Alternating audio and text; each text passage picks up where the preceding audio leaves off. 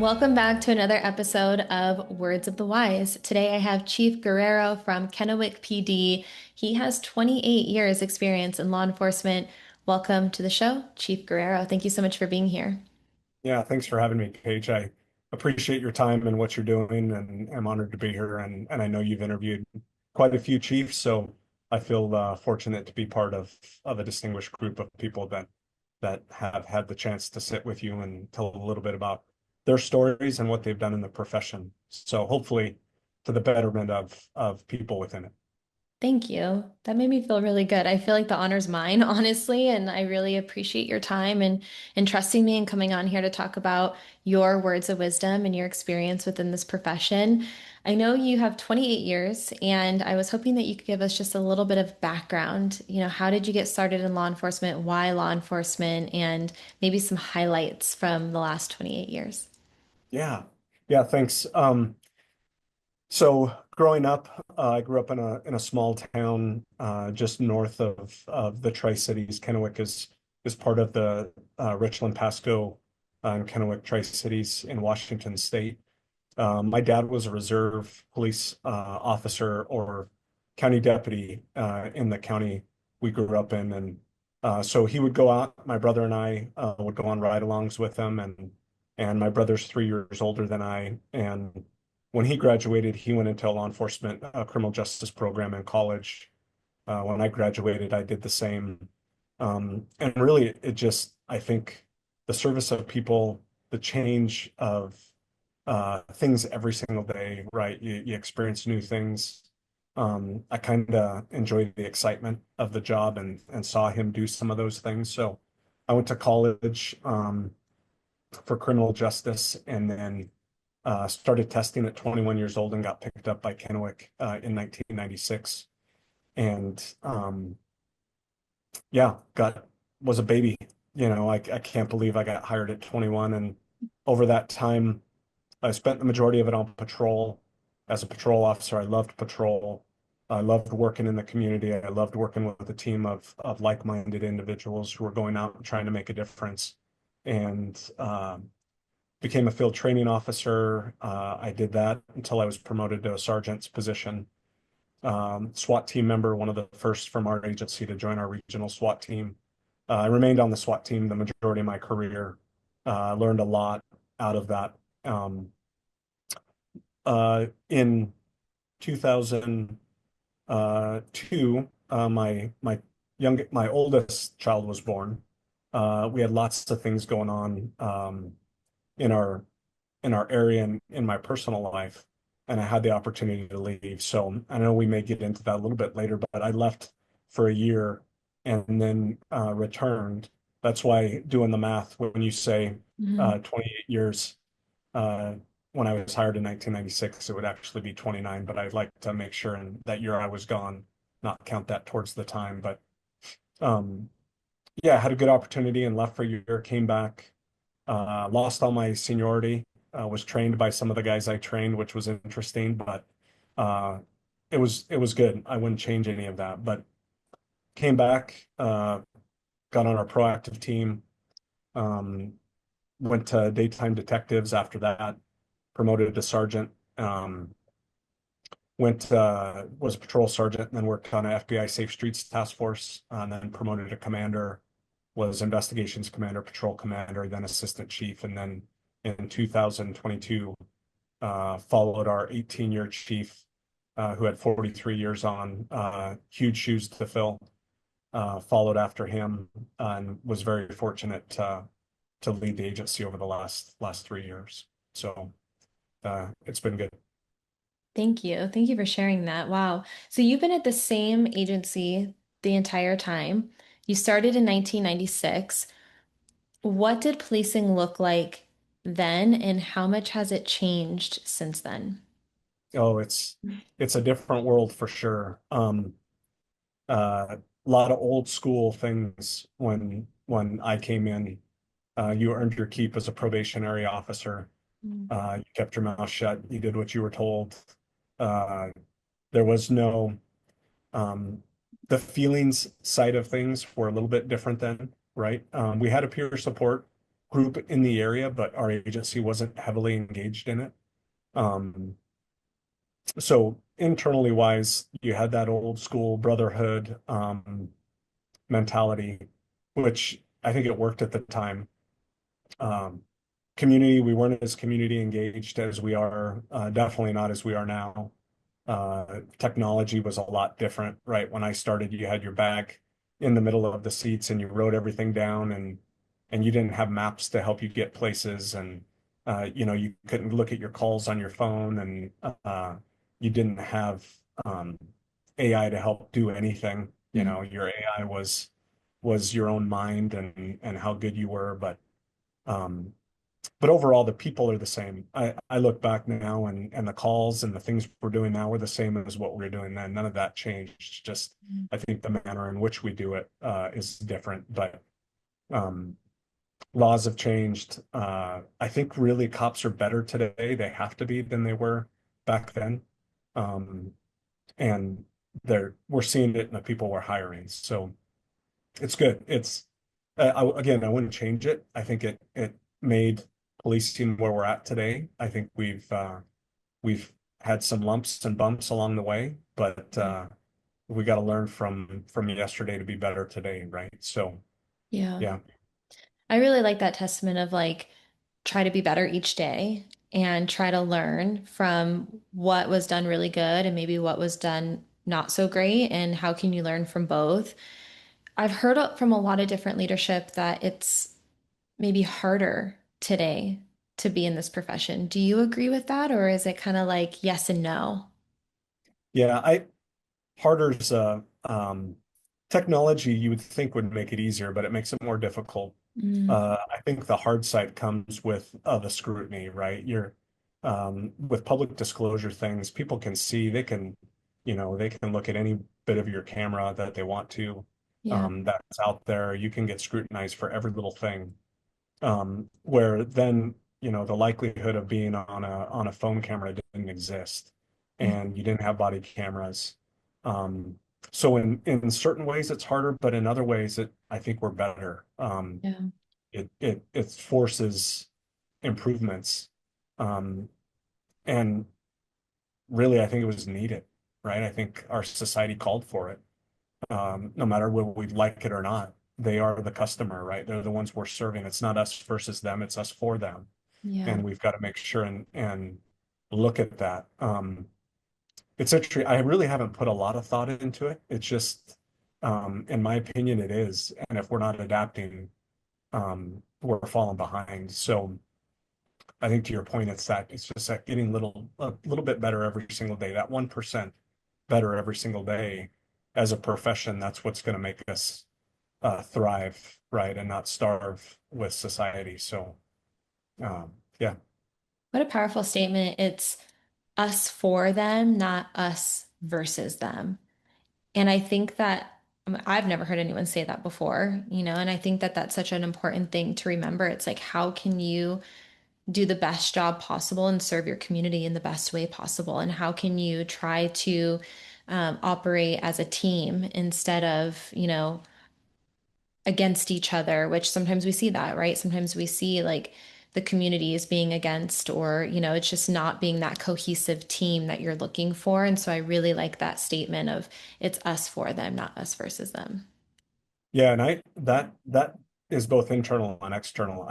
If any Mm, administrator, they're going to tell you all they're doing all day long is trying to provide the best tools, training, right? What can I do for my people internally? yeah. So they're providing the best work externally. So it goes both ways. Our command staff, I think they know we work for our people all day long. Now, do they see that? Do we preach it all day long? No, we don't. Um, that's one of the things we're trying to communicate more and more. Uh, but a lot of it we don't want to burden them with as well, right? You want to give them the tools to go out and do their job, but we do spend a lot of our time working for the people within the building, just as much as we do for the people outside of the building. So it goes both ways. I just did a presentation with our union president, our officers union president, and at a conference locally, and that was one of the messages I tried to send was I don't look like it that it's us versus the union at all. They have a role for ensuring we follow the contract. But at the end of the day, it's us working for them. That's really what it is. So Yeah, both internally and externally, it's a valuable message I think that's worked for us. I like that a lot. Now, you told me offline that you have been married to your high school sweetheart forever. Yep. I'll just say Yep. forever, and you can tell us Yep. how many years. What is the secret to maintaining a long and healthy marriage and relationship in this profession? Because, we talk about home wellness a lot and that being a really integral piece of wellness and support for the officers. And so, do you have any secrets or advice for maintaining a healthy and long relationship? Yeah, I'm super lucky. Our parents went to high school together. I've got pictures with us, like 3-year-old birthday parties together. Yeah, she's Really? amazing. I'm super fortunate to have her in my life. Uh, she's the best mother, best support system you can have in this profession. When I got hired here, we went to college together. We moved to Kennewick, and I told her I would not marry her for 2 years because I wanted her to live with this and see what it was like before we got married. Because if it was something that she didn't want, I didn't want her stuck in something because I don't think marriage is something, just a personal belief that is transitory, that you can just say, okay, I don't feel like this is working now and I'm going to move on to something else. Um, I think the the key is you have to put as much into it as you want out of it every single day. There's not um, I'm a big believer in you control your outcome, right? So if I want to have a great marriage, what am I doing to control that? And what effort am I putting in, right? And if that means I'm buying flowers, if those are the things that make her tick, um, because I guarantee you she's going to put in just as much on my end. She's going to support and try just as hard as I have, and she's proven that over and over and over again. Um, and so it's really you gotta want as much out of it as you're willing to put into it, right? Yeah. Communication is key. Uh, yeah, it's a team thing, right? It's not me or her, it's us together, and you just have to have that mindset. Yeah. So Well, and I yeah. think that sentiment that you said before could also apply here. It's us for each other, not us Mm. against each other, and it's that same idea of like team mentality. And so I think it all like intertwines. And I think that what I start to see, and I'm not perfect, like I was divorced and well, I guess I am divorced, and didn't work out the first time around for me. And it was very much us against each other. And I think as soon as you lose that, like we're on the same team and we want each other to succeed. And like you said, that effort that it takes to get there, as soon as you stop that, that's when that divide starts to happen.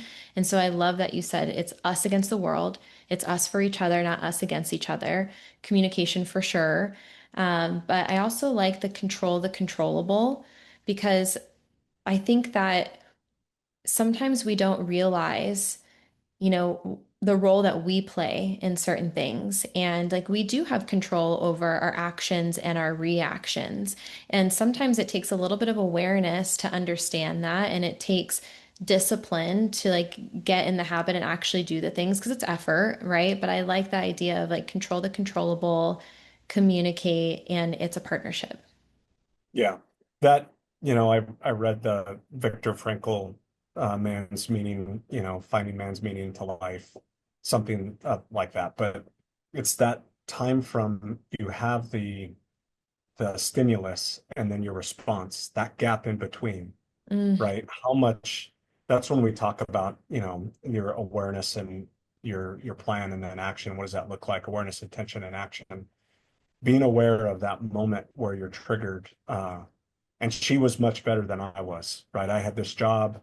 Um, she had a great job. I was in New York after 9/11 doing peer support, and she was laid off and she was pregnant with him. and she was working at an accounting firm, and she's like, what are we going to do? And I'm sitting in New York doing these debriefs, listening to the tragedies they're dealing with, and I'm like, this was just meant to be. It's perfect. This is, if you choose to be home with family and help with that, that's awesome. And that was the choice she made. And I saw her sacrifice as I'm getting called out in the middle of the night. I'm doing all these things in the world that I was enjoying, and the sacrifices she was making. It took me a while to really figure it out. Because I'm fairly stubborn in certain things, but I've realized that now. And it's weird because we see it in my son, right? He's very much like I am, and he's driven. But that can sometimes be mistaken for stubbornness, and it took time. So she was the one who really brought more grace than I did to the relationship over time. Mhm. And I started learning slowly from her, um, which has just made it better, over time. And yeah, I really like the moment that something happens and then that in between space before you respond to whatever the situation is. And I always called it like the power of the pause. And yeah, someone called it a tactical pause. And I always laugh. I'm like, just throw tactical in front of it and it works. But yeah, the power of the pause and that pause is trainable. But again, and I want to talk a little bit about your theory of awareness, intention, and then action, because I speak a similar language and kind of the steps it takes for growth and improvement. But if you can train yourself to not immediately respond to a situation and you can take, and of course, there's certain times where you have to respond very quickly to things. But if we're talking in the context of like a relationship or a conversation that we're having, if someone says something to you and you can take that like breath for a moment and then decide how you want to respond to a situation, that's emotional regulation. That's effective decision making, right? Because normally, if you just immediately respond to something, it's probably not the best, and then like later you have to dig yourself out of whatever hole you just like put yep, yourself in. And that was something I had to learn over time. I was extremely emotionally reactive when I was younger. And it was from years of shoving stuff down and not processing the things. And I became really angry and I became really hardened and resentful. And if anyone came at me and I thought they were at all aggressive or confrontational, I was so sharp-tongued. Like I was immediate and it was always really nasty and it was not the best. And then you have to like almost put in more effort to like apologize and try to get like out from under that. And so that skill is trainable. You can teach yourself how to do that. And there's lots of tools and resources that I use to help me get there. But I think that the one thing that we do have control over is our actions and our reactions to things. But sometimes you have to be able to take that step back for a second and like take that breath and then respond. So. yeah. I'm just curious because I think back of certain things that keyed into why I thought that, like the awareness side of it. Was there something with that you experienced, or was it that something that you learned somewhere that was like, oh my goodness, this is that point of that pause. But typically, I know for me, I couldn't put a word to it. It was more about something I just realized. And was there one specific thing that Yeah, that's a great did that for question. you? That's a great question. So, like when I was younger, um, honestly, I felt really out of control.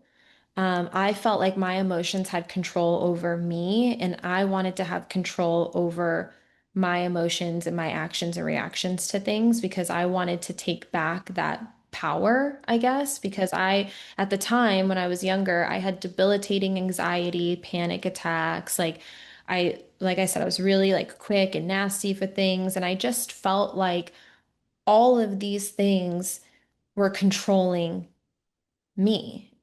and I wanted to take back that. And so I started doing, a lot of breathing techniques, grounding, mindfulness. I was having a lot of flashbacks at the time. And so I was trying to do a lot of these like nervous system regulation practices to be able to um, manage those things better instead of feeling so out of control. Like I just felt like I was just spiraling and I didn't know what to do. And so I think in the beginning it was that. But I actually, and this happened recently because I'm not perfect, even though I teach all these things, it's never perfection. It's always a journey to these things. And just because we practice these things constantly doesn't mean that there's not going to be a time where you mess up a little bit. And my current partner was like I remember being like triggered by something and like saying something really quick. And he looked at me, and this was probably a couple months ago, and he was like, "Hey, like you do have control over how you're responding to this situation right now." And I was like, "Oh no." Like you're right, like I've been doing this for so long and these are the things that I teach. And it was that moment. I think sometimes it takes someone who wants you to win, who like really cares about you, to look at you. And like you said, how your wife gives you that grace to be like, hey, and kind of keep you in check, but in a way that you're gonna respond, right? And he looked at me like dead in the eye and was like, hey, the one thing you do have control over right now is how you're responding to this situation. And I know that you're not happy with what's going on, but the way that you're responding is maybe not the best. And I was like, you're right. Okay. Let me take that step back. So I think when I was younger, it was more about control over all of these things, but I've definitely had times in my life and recently in my life where someone has like checked me a little bit. Yeah, we gotta have those people. I mean, it's 100%, and thank goodness for them, Yeah. right? Because you're right, we're humans, and yeah, the response is tough. Yeah. It's tough not to yeah. I just also think that like, and we talk about this a lot, like by design, when I was younger, I surrounded myself with people who were not going to do that, who were not going to call me out. They were going to support all of my poor decisions because at the time I was making a lot of bad decisions. And I didn't want people to call me out. Like, I didn't want people to tell me that I was messing up or like I wasn't doing things that were good for me. And I think it's really important now. I realize that you need to have people who are going to ground you. You need to have people, and it's important that these people genuinely are in your corner and they want you to win because there's sometimes people who are going to call you out, but they're just calling you out because they want the best for you. And I value that so much now. Like I want someone to call me out. Like, does it Yeah. feel great when it happens? No, of course not. Like it's very humbling, right? When someone calls you out and you're like, wow, like I did mess up. Like that was not the best way to respond to that or, the best decision. But if you don't have that, if you just surround yourself with people who are going to enable your poor decision making and they're not going to call you out on it, like you are never ever going to grow. You are Yeah. never ever going to, succeed in the things that you want to succeed because you're just doing the things that are like supported and the bad behaviors that are supported by, the people around you. So the one thing I heard is you are like the product of the 5 people that are closest to you. And so I try to choose those people very wisely now in my older age. Okay, so you left this career. There was a point in time where you were like, I gotta go, I gotta get out of here. What did that experience look like for you? And I know you came back. So, what did you learn from that experience, and what made you want to come back to this career after leaving for a period of time? Yeah, interesting dynamics really were taking place in my life at that time. My wife was pregnant with our first child. I had lost a coworker in the line of duty death type of thing, and had gone to New York after 9/11, and my father-in-law had sold his business and was buying it back, and gave us an opportunity to step away from the profession with everything else happening in our life, and move away to California. I had a great relationship with our then assistant chief, and I laid it all out to him. He said, "Hey, if you don't take advantage of this, just go see what it's like. If it doesn't work out, you can come back if it works out. So I had the opportunity. We jumped on it. We took it. I was gone for about a year. During that time, I really realized that policing and business are very much alike, and how we manage things and um, really how we invest in our people is huge. They are our product, right? The officers on the street are the ones out there selling and having the interaction of what our profession is. So was gone about a year, and really the family business dynamic kind of came into play, and it's tough. Family and business is real tough, Yeah. and I had the chance to come back, and I realized this was a calling, and my wife was very supportive in the return. She was actually the one who said, "Hey, we should sincerely think about this." And so I reached back out. The assistant chief at the time was now the chief, and went through the whole process and came back. I lost my seniority, lost some things, but I think to the point of what I realized when I left was when I stepped out the door, I was a SWAT team leader, I was a defensive tactics instructor, a police training officer, training new recruits. And I thought, hey, there's going to be a bump in the road here. It'll be interesting to see what happens at the agency. And what I really saw was the door closed, and I had three or four of my guys that kept in touch with me, but it like moved on, right? Like nothing stopped. I walked out the door shut, and they hired somebody else, and the cycle kept moving.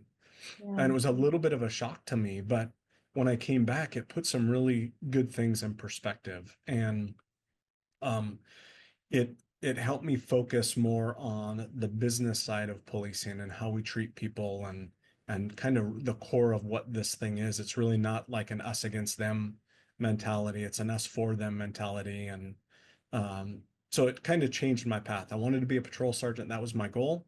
And I really looked at it like, okay, now what do I need to do to get there? And so then I focused on that. And I'm a firm believer in doing really good at what you're doing at the moment. All the rest will play out like it's supposed to.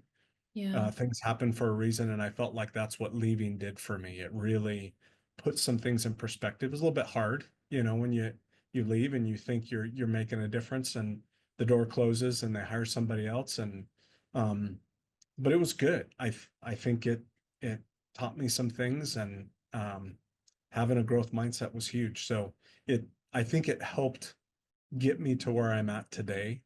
Not like I thought of that at the time, but um, it really helped lay some groundwork to today.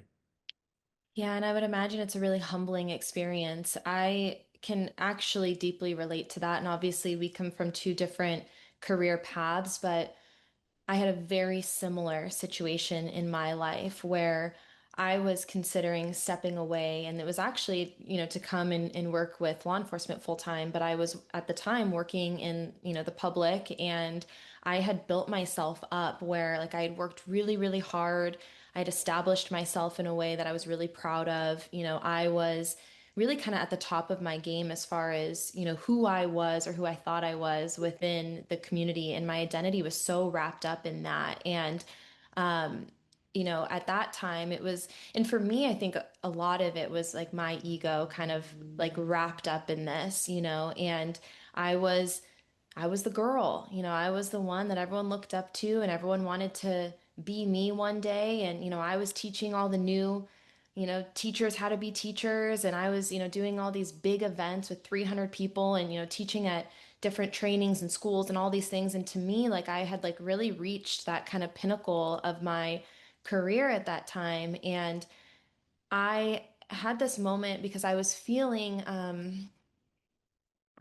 little like I wasn't making the impact that I really wanted to. And when I was working with law enforcement, I felt like that was where I needed to be. And like that's where I was really making a difference. But I was nobody in that world, like I was working really locally and no one knew who I was in that world. But it was, like you were kind of saying that calling of like where you felt like you should be somewhere. And it took me a really long time to be able to step away from that public space because I was like, what are they going to do without me?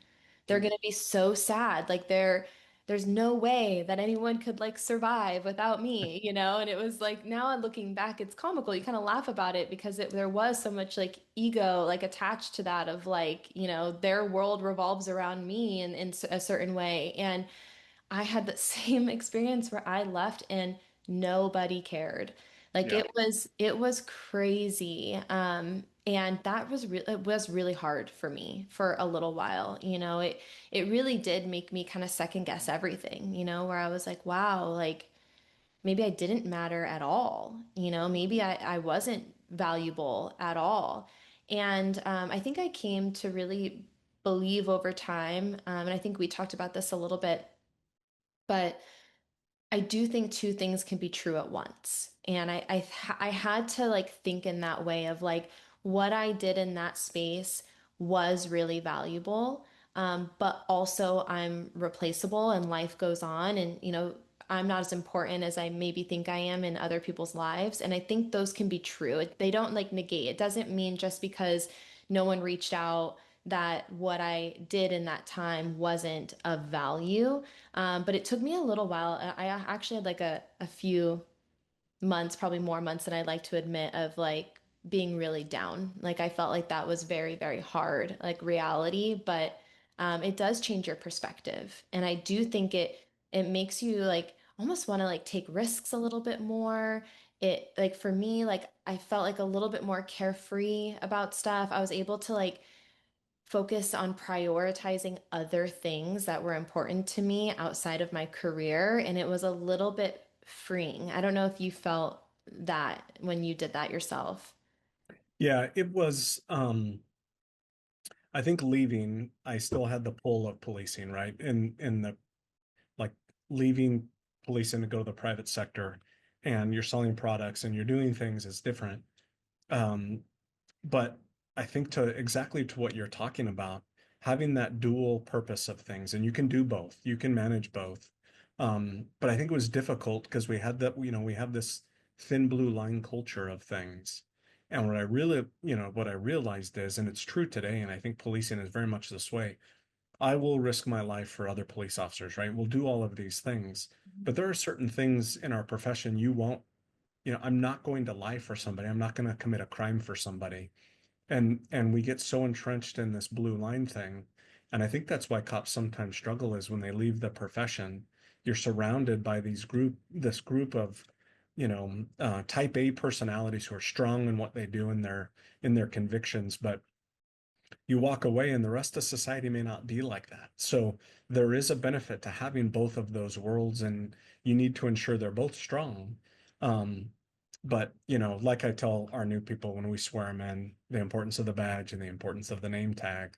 The name tag will be there long after this profession is gone, right? So don't neglect one over the other because that name carries a lot in what you do, especially when you leave this job, right? And um, it just deepened that value on that side. So I think you're spot on. You can have the best of both. It is completely doable. Yeah. Can I ask you, because I struggled with this a little bit myself, is like, how do you still have love for what you do when you also have that understanding of the reality of that you are replaceable?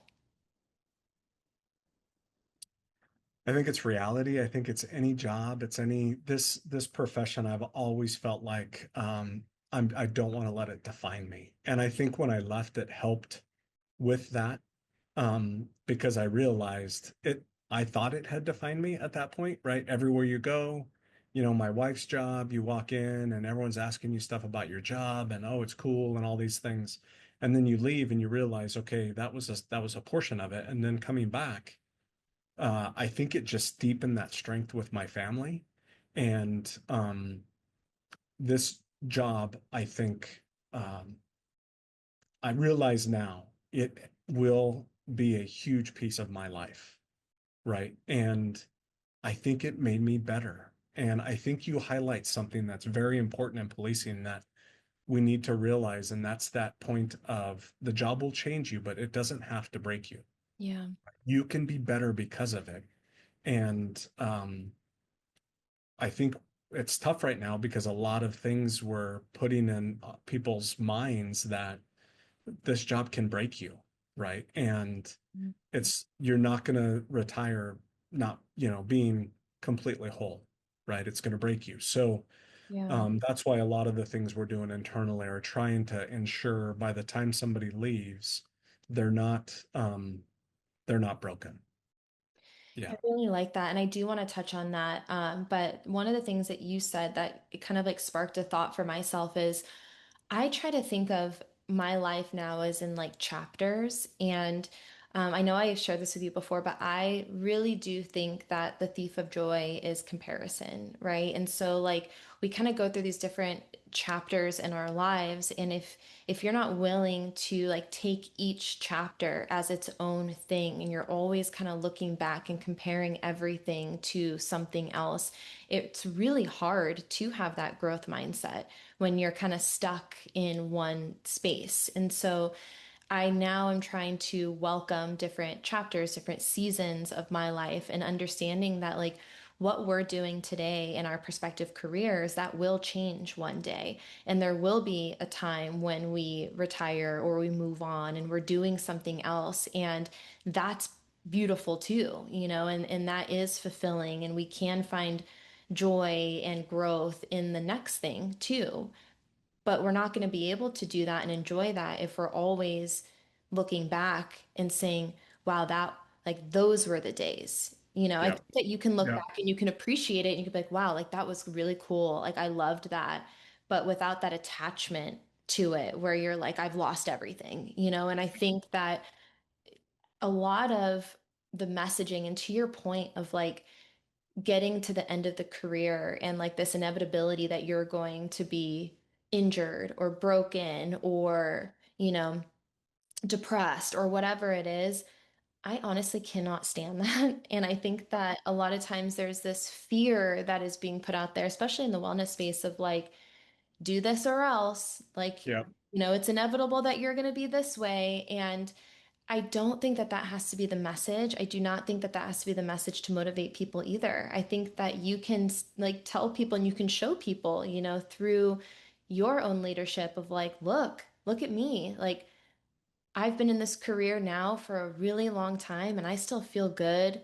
I still have my family intact. I'm like ready eventually when I do retire. Like I feel like I'm gonna be okay, and I think that there needs to be more of those conversations of like, hey, these things can happen if you don't take, proactive steps to like prioritize your life outside of the career, try to find other interest, outside of policing or try to find fulfillment in other ways or, focus on your physical health and your mental health and, you're going to be okay if you do those things and you get to the end of the career, you're going to have a long and successful retirement. And I think that that should be the messaging, not like, well, 30 years later, you're just going to feel terrible and be divorced 4 times, and that's just the reality of it.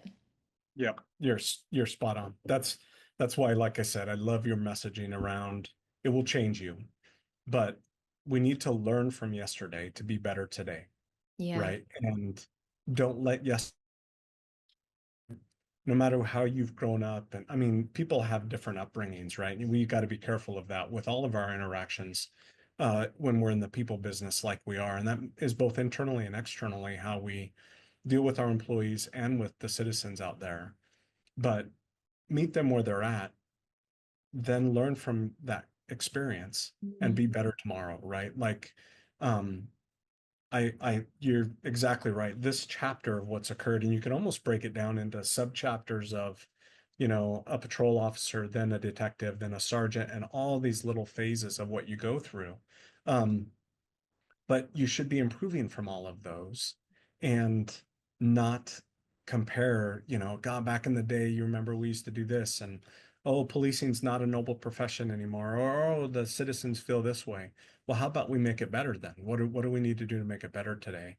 Yeah. And that's where, in your teachings, other things that people are doing, how are you improving yourself? Hmm. Right? I can't try to improve everybody else. I can only improve myself.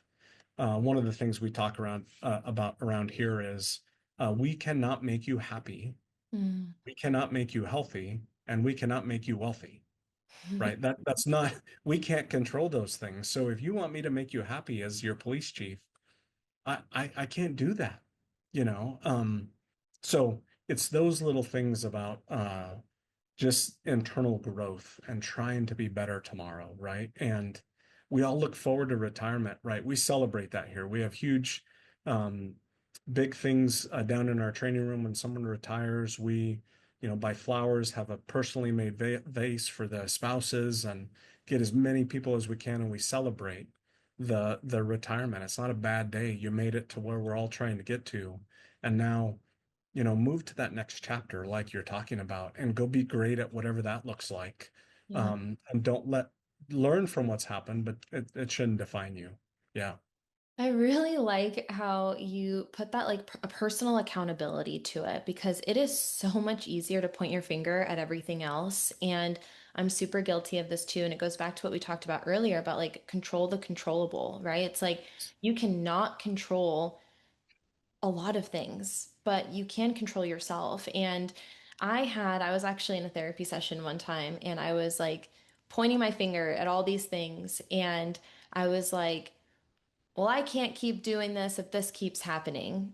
And I think it's going to keep happening, right? Because I can't control it. It's probably going to keep happening because I can't control that, right? And my therapist looked at me and she goes, "You're right." I was like, "What?" As if you're expecting her, like them to say something else, right? To like make you feel better. And she was like, "You're right." She was like, "What are you going to do about it?" And it was such a defining moment for me. And this happened years and years ago. And I still think about it all the time because it's almost like that old adage of like when you point your finger at someone, you have Um, like, three other fingers pointing back at you. It's like, yeah. what are you going to do to change your situation? Because ultimately it's on you. Your organization can provide you a lot of resources so that you have the education around, wellness. You have the education and the resources around, maybe financial wellness, mental health, resources, physical.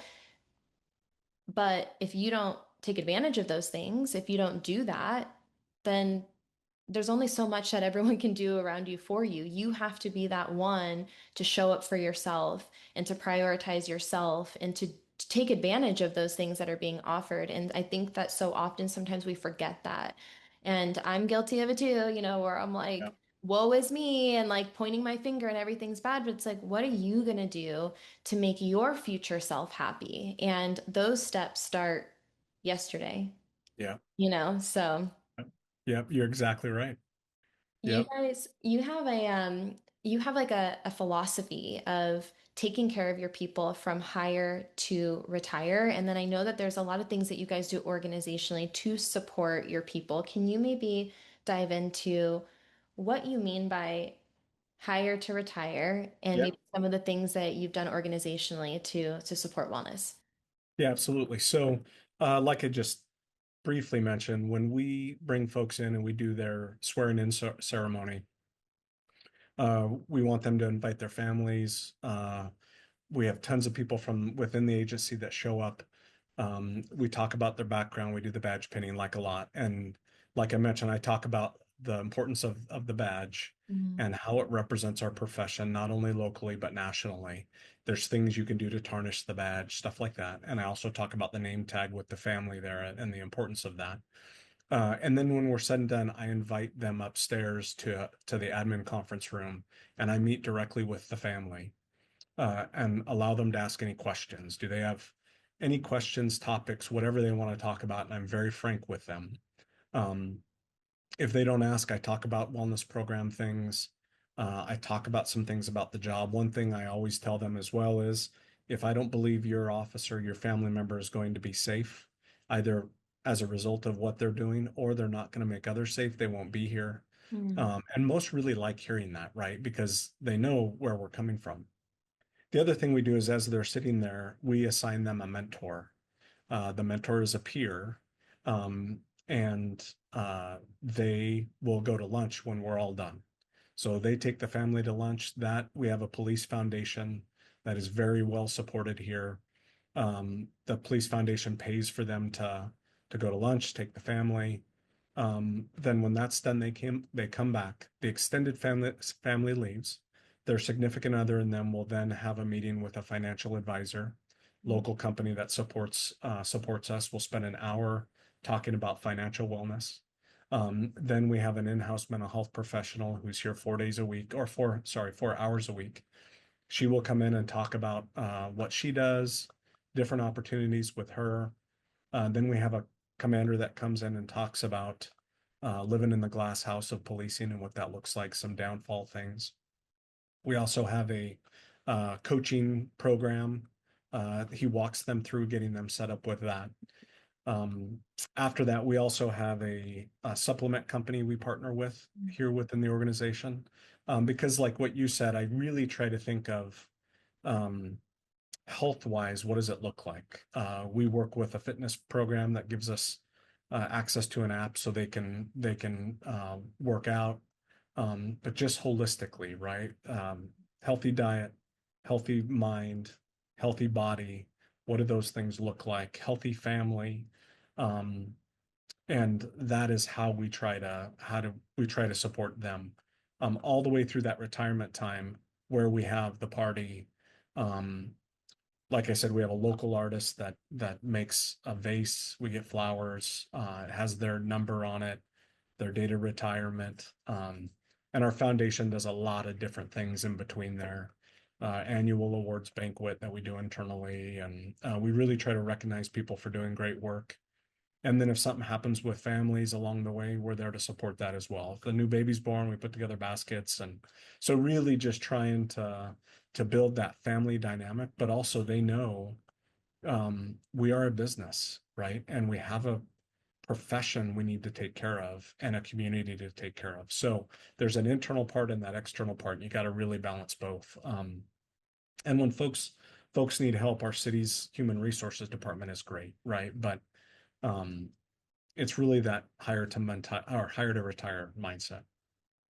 I would also imagine that if you make people feel valued and supported, then they're more likely to want to show up and do the job, so they're like interconnected with each other, so you're able to have the best, I'm going to say like in quotes, like product out there, Yep. right? Like if you Yep. feel and I don't know anyone who wants to go to work and not feel like they're a valued person, You're And exactly so right. if you show up, as an organization, you create that culture of like, hey, we're going to do all these things. We do still have a job to do and we have a mission and, we're here to protect and serve our community. But we want you to show up in the best way for our community that we can. And so it's all like this kind of like cyclical thing. I also know that, and I wanted to kind of call you out on this because there was something that you told me before that I thought was really cool. You have ways to support your community too. And I think it's in the Yep. form of gift cards. Can you maybe Yep. talk about that? Because it kind of goes back to my thought process of everything cyclical, like Yes. as you support your community, the community supports you, and then that supports wellness, and then it's all intertwined. So what do you guys do for Yeah. community gift cards? Yeah. So we have two programs. One is called our Community Care Fund. Our foundation supports our agency to have, I don't know, I think we have 4 or 5 credit cards here. And at any point, if an officer feels like they want to purchase something for somebody, whether it's diapers, whether it's gas, whether it's a night hotel, clothing, we've partnered with local businesses and bought vehicles. They can come down and grab that credit card. There's no supervision, like it's not a sergeant saying or a corporal saying, yeah, you can go do that. They come, they get the card, they'll go out and purchase a night hotel stay and a tank of gas. Mm. Um, all they got to do is write out the case number, write out the description, give us the receipts back, and they can do that at any time, all day and night. They know where the cards are at. That's called the Community Care Fund.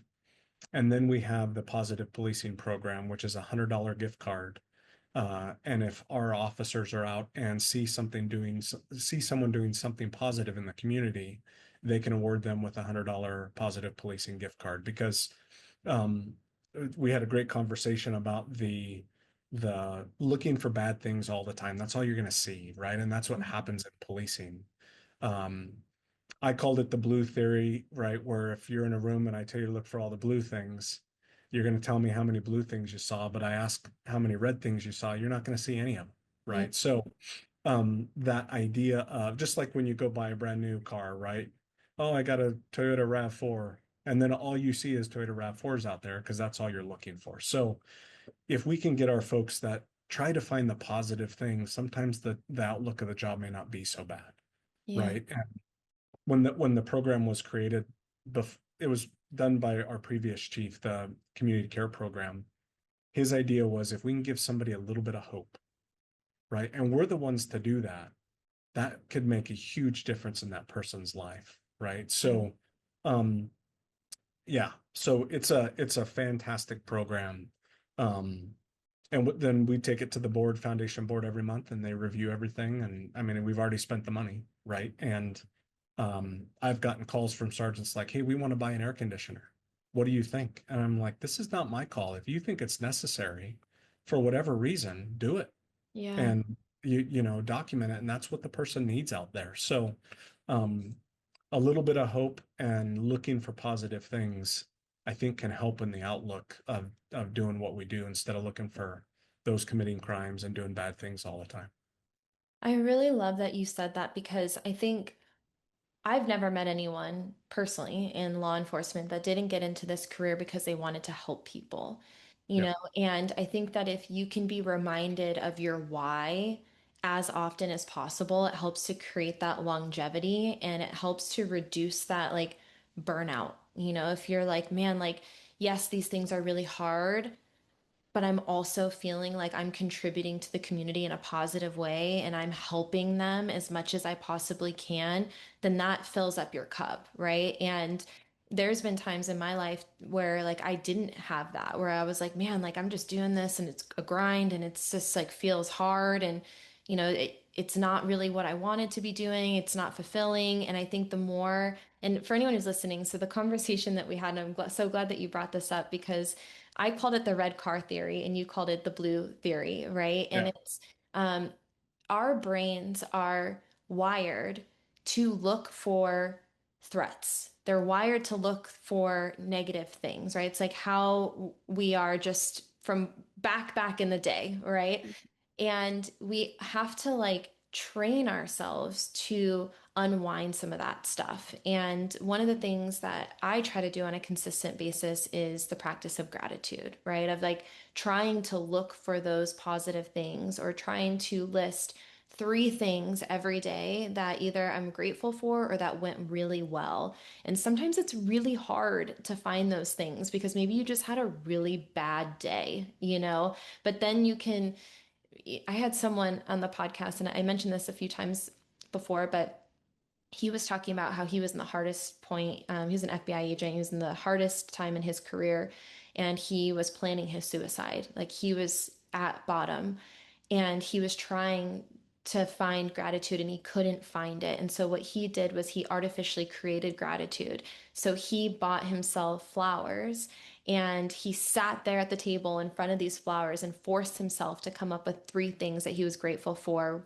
with this bouquet of flowers. And at first it was like, the color, the smell, and then eventually, like, he was able to, through that practice, find other things, like be able to zoom out and find other things that he was grateful for. And so, this idea of if you start looking for those things, if you start looking for those red cars or something blue in the room, you are more likely to be able to identify those things on a consistent basis. And it could be negative or positive, right? So the more you're like just focusing on all these negative things over time, that's all you're going to see is negative stuff, right? You're training your brain to look for those things. And so the more we can find happiness and positivity and gratitude, the more we're going to start to identify those things in our life. So I really love that you talk about this, and especially in the context of how can you get your team out in the community to notice some of the good stuff, and to be able to have positive interactions with people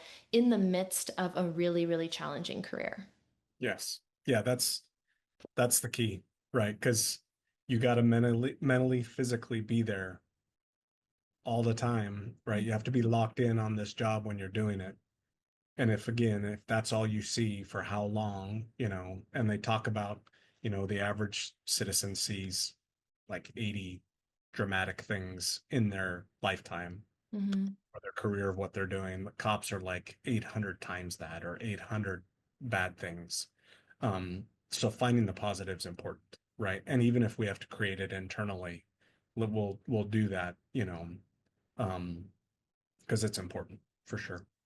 And I think it shapes your perspective on things, and then your perspective is going to shape how you respond to things. And so I think that, sometimes if you can kind of, we talked about this earlier, but if you can kind of take that step back and like zoom out for a second and try to understand, like, is there a different way of thinking about this, And sometimes like we're so stuck in our like one track, of like habits of like how we view the world.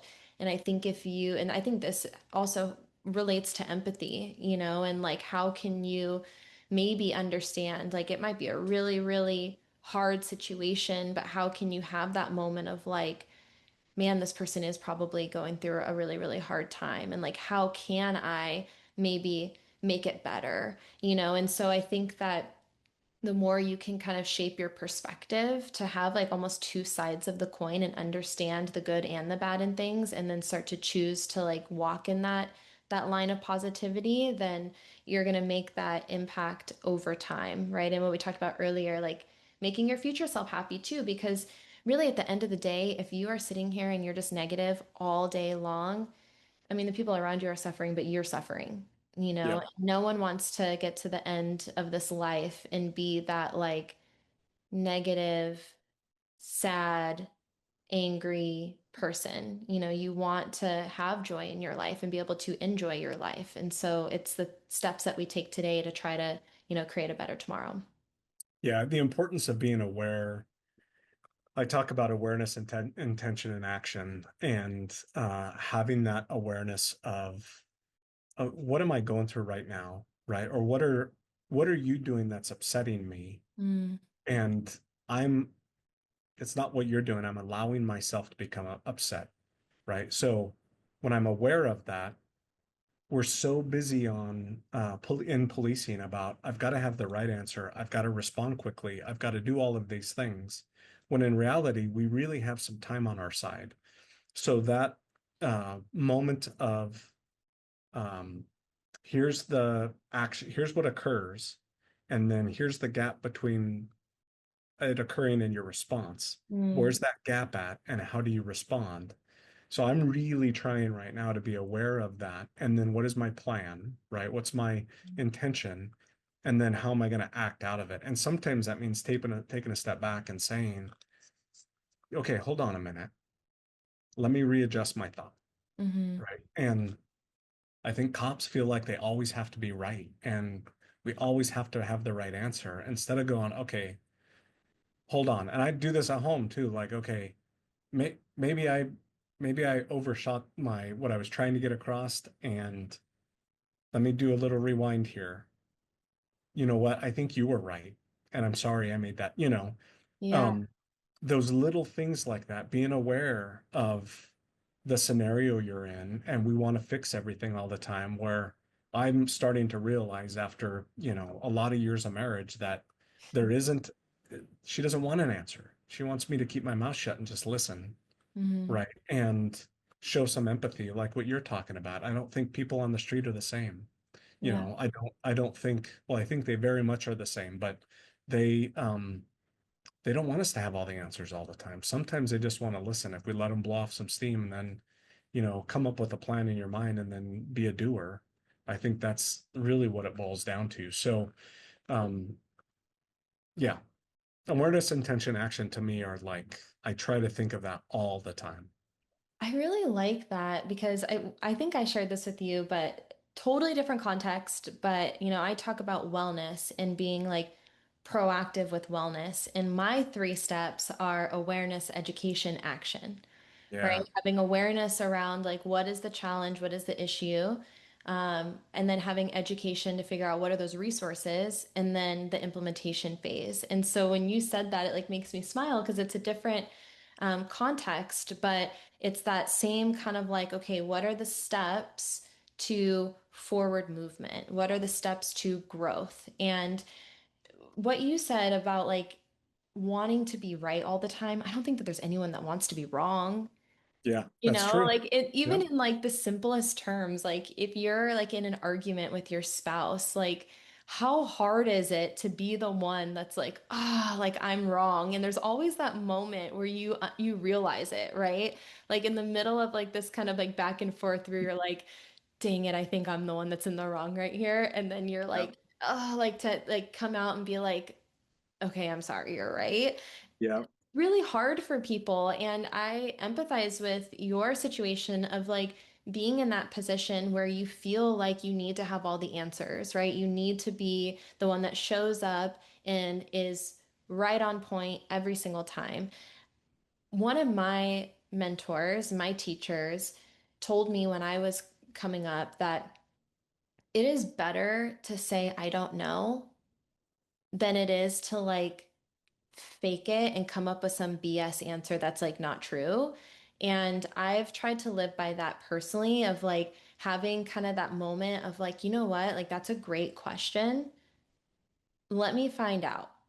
You know, Mm. like give me a minute to like figure it out, and I'll let you know. Or like, hey, like I actually really don't know the answer to your question, you know, like, and a lot of times for me in my world, a lot of people come up to me and ask me stuff, and I'm like, I'm not a doctor, so like I can't diagnose you with like, you know, whatever. Or like maybe it's just like a really complicated question. I'm like, hey, like I don't know unless I like work hand in hand with you, like what's going on or what's gonna help, like, but let's try it. Let's do this, you know? And so I think people appreciate that, honestly, as hard as that is. And of course, there's like time and place for everything. But I think as hard as that is to kind of have that humility of like not knowing every single thing, people I think can look at you and be like, wow, like they were really honest with me. And like I appreciate you having that like moment of like, I'm not perfect. I don't know, or maybe I was wrong in this moment, Yeah. and I'm willing to admit that. And I think people are looking to be able to relate to you in a way, you know? So Yeah. I'm all about that. But I do think that that's hard for people to stomach sometimes because no one wants to feel like they don't know or they're wrong. The thing that got me was you don't you want to win in a conversation, but if you and I are in a disagreement and I win, what does that mean you do? I You lose. lose, Yeah. right? So I don't want that of my wife, Mm, right? I don't want her to lose in anything. yeah. So it's finding that balance of it's not a matter of right or wrong. How do we find um, the common ground of what it looks like? And I think for our profession, what I realized is one, I don't know everything. But before I make a decision on something, I want to have all of the information, right? We've had some officers arrested while I've been the chief, and everyone's in a panic and hey, well, we don't even have all the info yet. Yeah. So let's just slow things down. One thing we also do here, we're very relational with our unions. We have three unions. We meet with them monthly, and I'm very transparent with them. I mean, will have difficult conversations, and they know it's not us versus them internally. So how do we make this thing successful? And we've been very fortunate. And we'll have our monthly meeting. They'll come in. They're like, "Yeah, we don't have anything." I'm like, "Okay, well, I just want to update you on a few things." And so they know directionally where we're going. And people talk about an open door policy, right? In our profession, it's very hard for an officer to skip 5 levels and come talk to the chief, Mm, right? So I try to walk around and talk with people internally. Um, and the commanders know, right? I don't have an assistant chief or a deputy chief. My next level's commanders. And they know what I do. They know I walk around. They'll know if someone wants to walk in and chat, I invite them, yeah. the worst thing that I think can happen is someone want to make an appointment with my admin assistant. I'm like, no, you work in the same building. We should easily have conversations. And because at heart, I'm a cop, right? That was the hardest thing moving to these positions is at my heart, that's what I love out there. And I love them doing what they're doing, but that is not my job anymore, Yeah. right? One of my mentors said, do only the job that you can do. right? And as a chief, there's no other, I'm the only one that can do a lot of these things. So that's where my focus needs to be. Let everybody else be successful in their areas, right? So yeah, I think to your point, it really is about how we respond, what is the need of the other person as well. Um, and does there have to be a winner and a loser?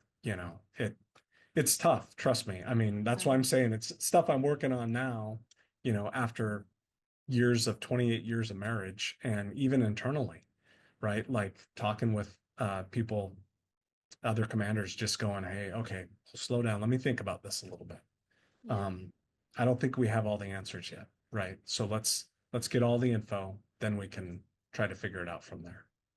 Well, and I think that the only way that we can have these conversations today is because we've learned from things Oh, that we've done in the past, right? It's like this like evolution of ourselves that like we have all failed and we've gotten back up and hopefully we've all learned from those things and then we can help other people to at least have awareness around it and then hopefully not make the same mistakes that we have, and then if they do fall, then what are those resources that can help them to get through those things? But I don't think that we could be having this conversation if we didn't have that perspective of, yes. where we came from and how we got to where we are today. And so, my final question for you, and this is in the context of maybe the younger generation and giving them words of wisdom that can help them throughout their career and learn from you. But what words of wisdom would you share with someone who's earlier in their career? Maybe something that you wish you would have known earlier or something that's helped you along the way. Yeah, I think that's an amazing question. And I'm lucky because my son just graduated from the fire academy. He's a firefighter. And right, so we got him a congratulations card. So I'm writing this thing out. I'm really trying. We have a really good relationship, but what are the wisdom things I want to get across to him? So it's same context. Yeah. Uh, Really two things in my mind. The first thing is weaponize your mind, make your mind super strong. Mm, Um, it controls everything. It controls how I'm going to respond. It controls when I have to get up in front of 400 people. How am I going to act to that? And my mind will either make me um, get up there, be super nervous, not know what to say, not follow things, whatever. What is everybody else going to think about me? How does this all play out? And what I've realized is nobody really cares, mm, right? So the more you can weaponize your mind and make your mind super strong um, early on, and that I think you do that by learning from your mistakes, reading, learning from others, listening, less talking, right? Um, and then the second thing is, and we touched on it earlier, is you control the outcome. mm, You control the outcome of everything. If I allow you to make me upset, that's my problem. I'm allowing that to happen. If I want to have a good time, I can uh, push away what brought me to where I'm at today to make me grumpy. I'm in charge of that. mm, So I'm going to have a control. I'm going to take control over that. If I want to be successful at what I'm doing, I need to figure out the steps of what it's going to take and then make it happen and be a doer and learn from those things continually, right? Um, I'm a firm believer in you are either getting better or you're getting worse. There is no stay the same, mm, right? So how are you continuing to try to grow every day? Um, Whether it's having conversations with people that um, you're willing to learn from, or by making a mistake, right? You're not going to be better, but just by trying to do everything perfect all the time. Sometimes you got to roll the dice, right? And the worst thing you're going to do is go, yeah, screw that up, won't do that one again. But you're getting better because of it. So yeah, weaponize the mind. The mind is so powerful. It I try to tell myself, like I worry, I'm coming on here to speak with you. What if I make a mistake? yeah. Well, what if I flip that and God, what if I knock it out of the park? What if I amaze myself? Right? Yeah. Um, so I try to have that mentality of, hey, amaze yourself today. And if you don't, so be it. But I'm gonna surely try to be better next time. So The great question. I always like listening to the other's response to that question. Yeah, It is good. thank you. I honestly love those words of wisdom. And you know, I really believe, and it's the same thing that you said, like your mind can be your biggest enemy or your biggest ally, and you get to choose which one, and I have really struggled with that a lot. I have a lot of self-doubt and anxiety, and I've had to really try to train myself to have more of that resiliency and strength. And like you said, flip the script of like, but what if I succeed? Like, what if I do great? And if you fail, like you said, people are going to forget about it quicker than you think that they are. But I will say, I think you knocked this out of the park. So I've really loved this conversation. I really appreciate your time and your words of wisdom. I thought that this was a really, really awesome conversation. So thank you. And I want to kind of give you the floor. If I miss anything at all, if there's anything else that you want to add, I'll give you kind of the last little sign off. No, thank you. Thank you for I think I mentioned to you earlier, this is only the second podcast I've done. I'm not like out there a bunch and talking with a bunch of people. Um, because I'm really trying to focus on what can we do internally and how can I make a difference here, not for my benefit at all. I think humility is very important, but um, we can all be better if we get out of our own ways, right? And a lot of the points I know that we've spoke about prior to you hitting the record button, you're going to make a difference in our profession. People just have to be willing to listen and try to improve. Just watching what the other chiefs have said, some of them I know, and it's great listening to their insight, right? Because we may not have those conversations, but you do a great job at pulling it out. So the only thing I would add is thank you for doing what you do. Thank you. I really appreciate that.